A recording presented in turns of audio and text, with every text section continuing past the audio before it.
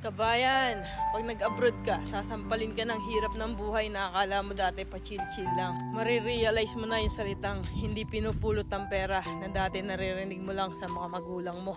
Marirealize mo na wala kang dapat pagkatiwalaan dito, kundi sarili mo. Marirealize mo na ang 5 oras na tulog ay sapat na para may paglaban ng isang araw na pagtatrabaho. At matututo kang pahalaga ng bawat sentimong sinasahod mo. Matututo kang magtiis at magpasensya kahit minsan ikaw ang nasa tama.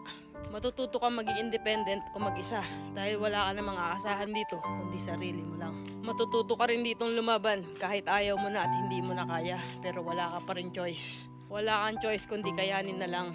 Marirealize mo na hindi pala totoo yung sinasabi nila na masarap ang buhay dito sa abroad. Kasi pag nandito ka na, masasabi mo na lang talaga sa sarili mo na ang hirap pala. At totoo din yung sinasabi nilang lahat na nasa abroad ang pera pero wala dito ang saya. Kaya sa mga nagbabalak mag-abroad dyan, pati